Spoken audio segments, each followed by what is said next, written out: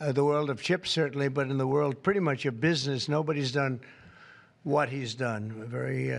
For those of you that are into that world, you would say, wow, he's a legend, but he is a legend, and it's an honor to be with you. Very great honor. Thank you very much. Mr. President. Thank you very much. Welcoming from TSMC, which is the biggest there is at a level that you can't even calculate, frankly.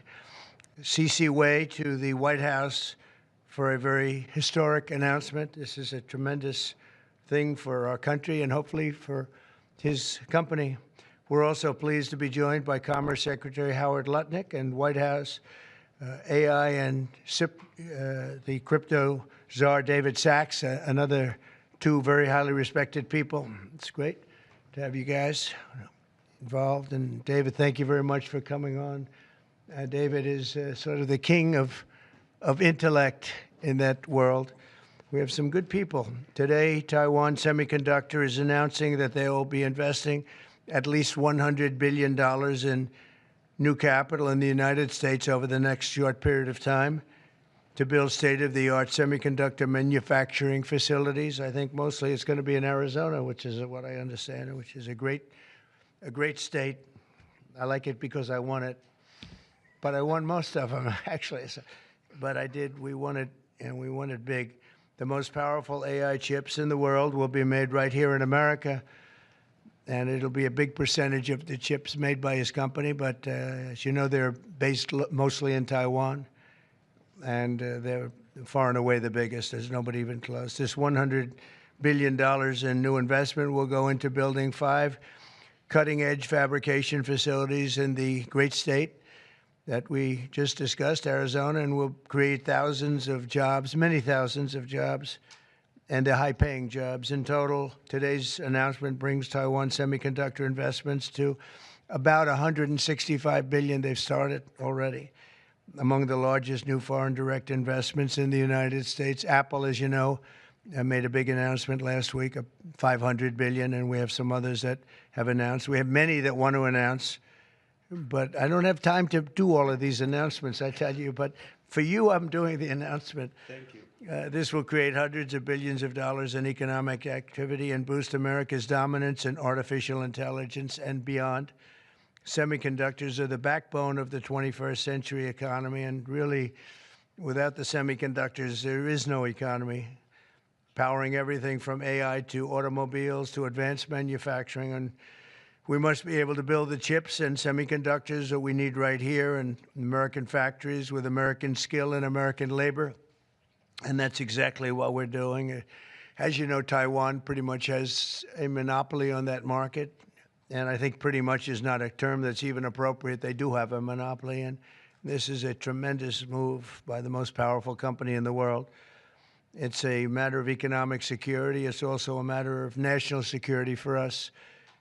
And at the same time, Mr. Wei will be able to diversify and have his a tremendous presence in another place, and a very safe place. And I want to thank Taiwan Semiconductor for doing the announcement. And I'd like to ask Mr. Wei to say a few words, if you might. And I'd also like to ask Howard and David, you can say a couple of words, but maybe you should go first, because right now he's the most important man in the room. I'm sorry, fellas. Please. Thank you very much. Thank you. Great Mr. honor. President. Thank you. I'm a little bit nervous, so I have to pull out my piece of paper. Mr. President, Secretary Lutnick, and David, I didn't know that your title, but okay. First, I want to say thank you to Mr. President to give me this opportunity to announce our big project in the U.S. TSMC is the world's largest chip manufacturing, funded by Dr. Morris Chang in 1987. It's now at the forefront of semiconductor technology, supporting AI advancement and industry growth. In fact, I would like to wind back the time that in 2020, we have to thank President Trump's vision and his support. So TSMC start the journey of establishing the advanced chip manufacturing in Arizona. And now, let me proudly say, now the vision become reality. In Phoenix, Arizona, with 3,000 employees, we are producing the most advanced chip made on US soil. With the success of our first fab, so we are now very happy to announce we are going to invest additional 100 billion US dollar in addition to our current 65 billion US dollars investment in Arizona. We are going to build 3 more new fabs after we promised 3 fabs already, and another 2 very advanced packaging fab, and most important, R&D center also in Arizona. For this, all the investment, 165 billion, is going to create thousands of high-paid jobs, as the president just announced. And we are, most important, actually, we are going to produce many AI chips. We are going to produce many chips to support the AI progress and to support the smartphones progress. And again, with that, I want to thank President Trump again for his support. In addition, I also want to thank my customers in the US, such as Apple, NVIDIA, AMD, Qualcomm, Broadcom.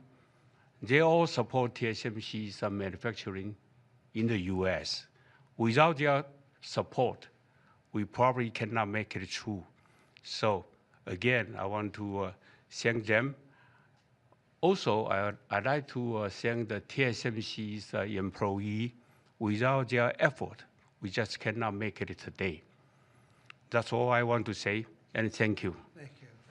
That's good. Thank you very much. Howard, please, David. Sure. Thank you.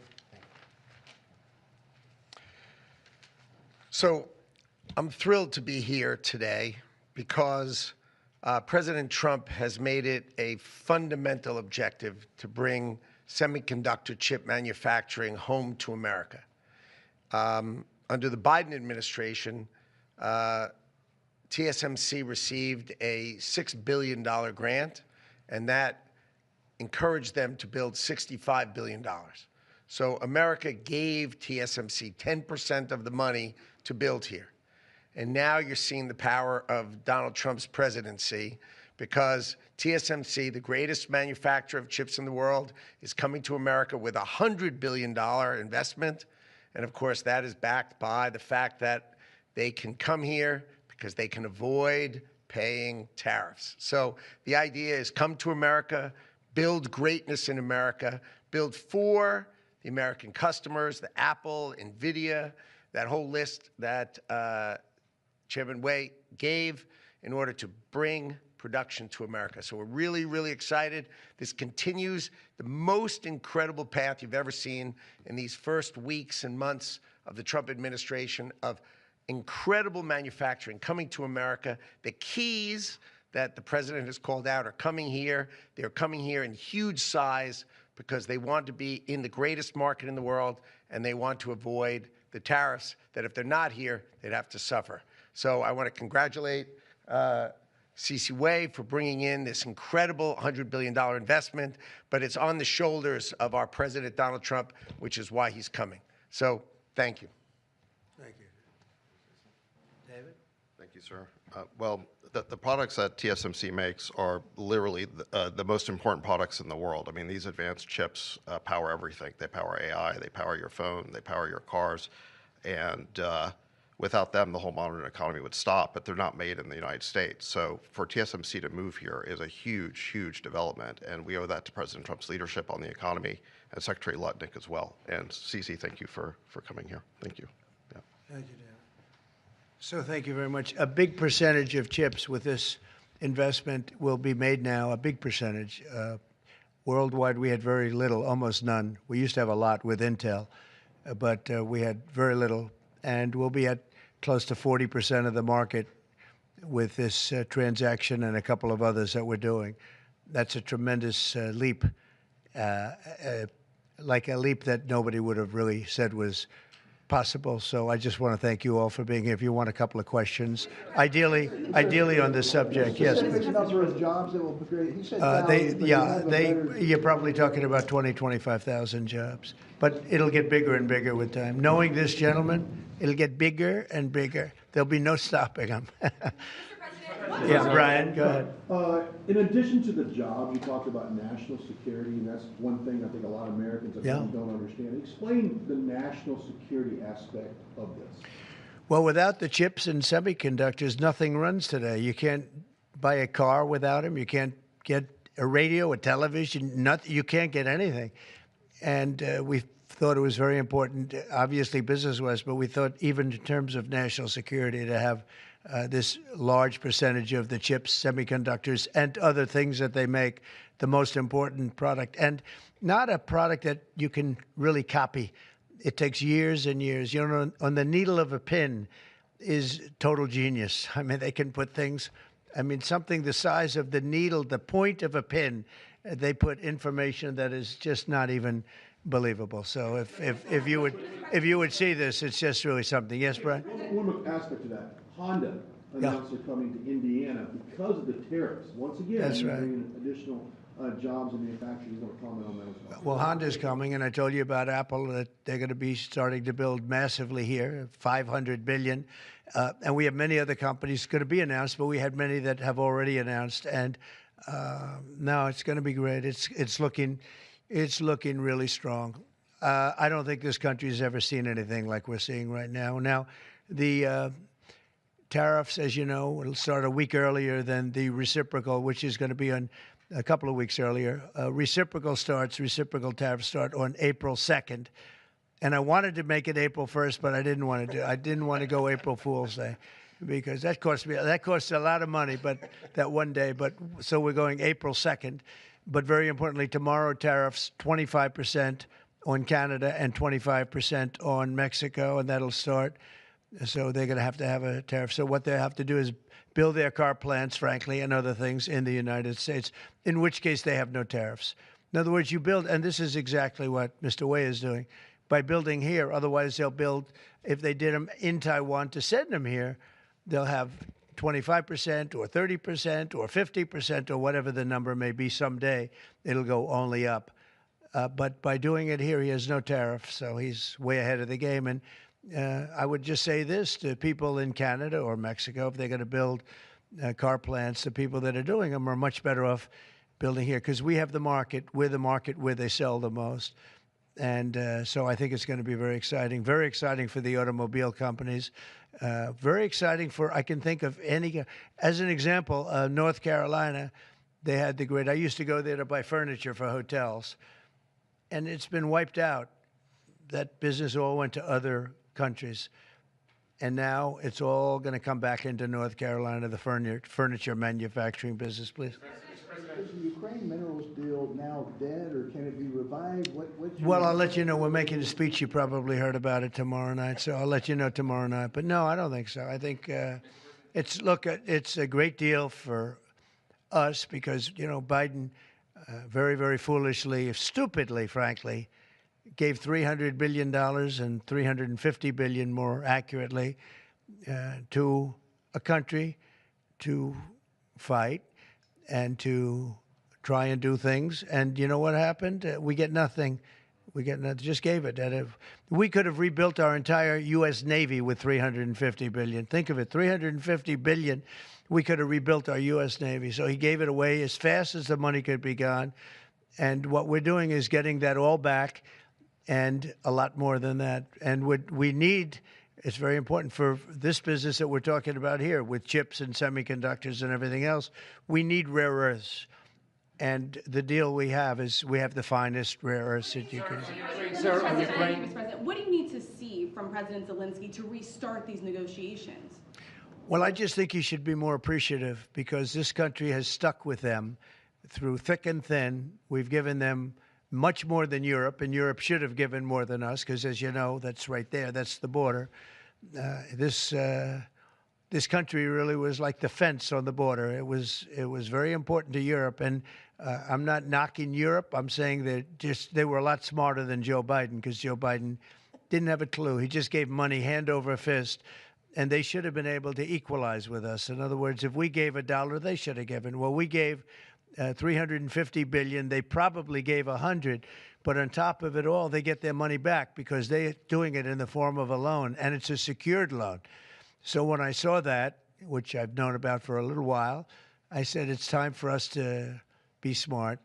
At the same time, it's great for them because they get us in the country taking the rare earth, which is going to fuel this big engine, and especially the engine that we've in a very short time created. And we get something, and we're there. We have a presence there. With all of that being said, I want one thing to happen. I want all of those young people to stop being killed. They're being killed by the thousands every single week. Last week, 2,700 were killed. 2,700 young, in this case, just about all young boys from Ukraine and from Russia. And that's not young people from the United States, but it's on a human basis. I want to see it stop. The money is one thing, but the death.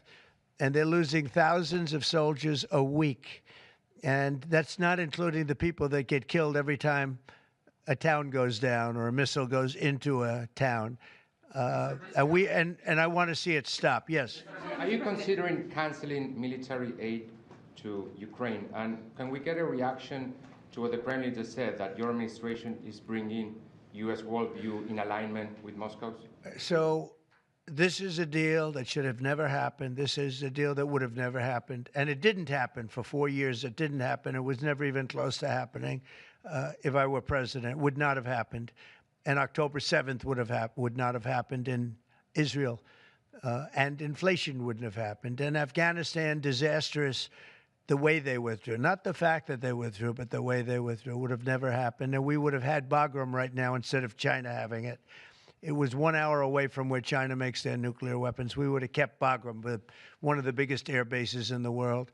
All of these things happened, and it's a shame. But it is what it is, and now we're here. I want to see it end fast. I don't want to see this go on for years and years. Now, President Zelensky supposedly made a statement today in AP. I'm not a big fan of AP, so maybe it was an incorrect statement, but he said he thinks the war's going to go on for a long time. And he better not be right about that. That's all I'm saying. This project, could this minimize the impact of the U.S. with chips should China decide to isolate Taiwan or China decide to take Taiwan? Well, it's a very interesting point. It's a great question, actually. But this would certainly, I can't say minimize. That would be a catastrophic event, obviously. But it will at least give us a position where we have, in this very, very important business, we would have a very big part of it in the United States. So it would have a big impact if something should happen with Taiwan. Are you looking at relieving Russian sanctions if there is a peace deal? Well, we're going to make deals with everybody to get this war, including Europe and European nations. And they've acted very well. You know, they're good people. I know most of them are friends of mine. The heads of state, the heads of the various countries, prime ministers from the different. I got four prime ministers and 5 presidents called me over the last 2 days, and they want to work it out. They want to get it worked out. And I think they're also, you know, they're talking money, but the money is less important than the deaths. We're talking thousands of young people a week. And people would say, why do I care about Ukraine? Young people, why do I care about, and not all young, but they're pretty young. You know, Ukraine is running a little bit low, and they're getting older. They're recruiting older people. It's a very, very sad thing that's happening over there, and we want to get it finished. We want to stop the death. On the tariffs, is there any room left for Canada and Mexico to make a deal before midnight, and should we expect those Chinese tariffs, the extra 10%, to take No effect? room left for Mexico or for Canada. No, the tariffs, you know, they're all set. They go into effect tomorrow. And on Chinese Mr. President, just to follow up on my colleague's question. And just so you understand, vast amounts of fentanyl have poured into our country from Mexico, and as you know, also from China, where it goes to Mexico and goes to Canada, and China also had an additional 10, so it's 10 plus 10, and it comes in from Canada and it comes in from Mexico, and that's a very important thing to say. Yeah, please go ahead. Have you decided if you're going to suspend military aid to Ukraine? Have you made that decision? Well, I haven't even talked about that right now. I mean, right now, we'll see what happens. A lot of things are happening right now as we speak. I mean, literally as we speak. I could give you an answer and go back to my office, the beautiful Oval Office. I could go back into the Oval Office and find out that the answer is obsolete. It's like his business. It's obsolete. You come up with a new chip and it's obsolete about 2 minutes later, right? But that's what's good about his business. That's why he's the only one that's successful in it. But Just to follow up my colleague's question, from Russia saying that your foreign policy is largely in line with their vision, should that be concerning to Americans? said what? Should that be concerning to Americans? Read the statement. That Russia says that your administration's foreign policy is, quote, largely in line with their vision. Well, I'll tell you what, I think it takes two to tango, and you're going to have to make a deal with Russia, and you're going to have to make a deal with Ukraine. You're going to have the assent, and you're going to have the consent from the European nations, because I think that's important, and from us. I think everybody has to get into a room, so to speak, and we have to make a deal.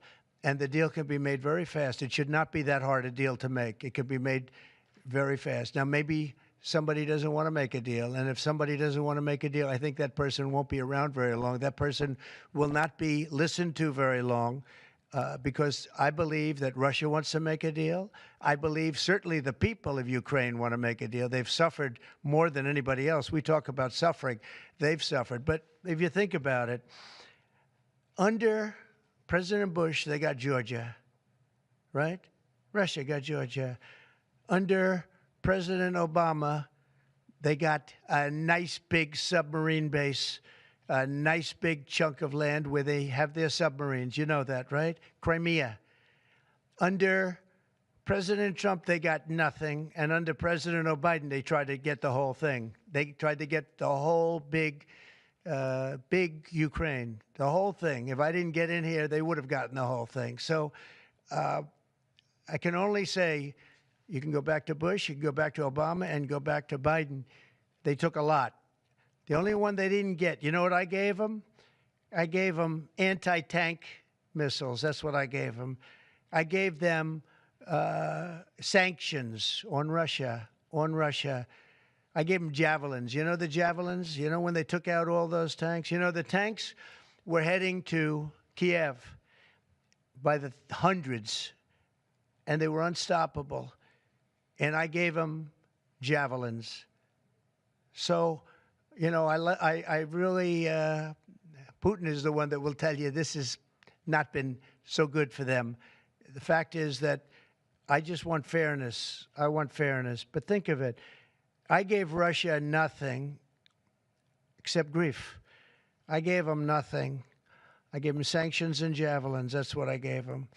Obama gave them sheets, and you heard that statement before. It's a very famous. Trump gave them javelins, and Obama gave them sheets, and then they say how close I am to Russia. And let me tell you, we have to make a deal because there are a lot of people being killed that shouldn't be killed. But remember, Trump gave them nothing, and the other presidents gave them a lot. They gave them everything. On trade, you met with Argentine President Javier Milei at CPAC. He wants to sign a free trade agreement with the United States. Is that something that you would consider even with Argentina? I'll consider anything. And Argentina, I think he's great, by the way. I think he's a great leader. He's doing a great job. He's doing a fantastic job. Brought it back from oblivion. Yeah, we'll look at things. We're looking at the UK with things. It doesn't have to be tariffs, but tariffs are easy. They're fast. They're efficient. And they bring fairness. For instance, when people kill their dollar, their equivalent of the dollar, whether it's the yuan or the yen in Japan or the yuan in China, when they drop them down, that puts us at a very unfair disadvantage. So all I have to do is say, Howard, we're going to have to raise the tariffs a little bit because I've called President Xi, I've called the leaders of Japan to say you can't continue to reduce and break down your currency. You can't do it because it's unfair to us. it's very hard for us to make tractors, Caterpillar, here when Japan, China, and other places are killing their currency, meaning driving it down. So all of these things add up. And the way you solve it very easily is with tariffs, because when they do that, instead of having to make phone calls every day like I used to do with certain leaders, President Xi a little bit, a lot of phone calls, talking about the fact that they're lowering their yuan, they're lowering it down, and that makes it very, very hard for us. So this way I just say, look, let them do that, and we make up for it with the tariffs. But Will you be speaking with Mexican President Claudia Sheinbaum about yeah, sure, I will. I have a lot of respect for her. I have a lot of respect for her. Mr. President, tariff takes effect. It'll be 20% on China now. How high are you willing to go against China? Well, I can't say. It depends on what they do with their currency. It depends on what they do in terms of a retaliation with some kind of an economic retaliation, which I don't think they're going to retaliate too much. Hey, look, the United States has been taken advantage of for 40 years. The United States has been a laughingstock for years and years. That's why this gentleman is built in Taiwan instead of building here. It would have been better if he built here. If we had a president that knew what they were doing, and we had a lot of them very bad on trade. Look, I'm a huge fan of Ronald Reagan, but he was bad on trade, very bad on trade. He allowed a lot of people, a lot of businesses to be taken. So I say that with due respect because he was so great on other things, but he was bad on trade. We are setting records right now, records like nobody has ever seen before. When you have companies like this coming in and almost 40% of their company in one signature is going to be devoted to what he does, which is one of the most important businesses in the world. That's an unbelievable thing. When Apple now is going to start building all of their plants here, all because of what we've done in terms of, it's not because he likes me or they like me. They don't probably like me at all. I don't know. I think he likes me a little bit at least. But you know what? It's the incentive we created or the negative incentive. I mean, it's going to be very costly for people to take advantage of this country. They can't come in and steal our money and steal our jobs and take our factories and take our businesses and expect not to be punished. And they're being punished by tariffs. It's a very powerful weapon that politicians haven't used because they were either dishonest, stupid, or paid off in some other form. And now we're using them. Say it. Have you spoken with President Xi about this? I don't want to tell you that. Thank you very much, everybody. Thank you. Thank you very much. Running for New York City mayor. Will people who don't respond to the emails be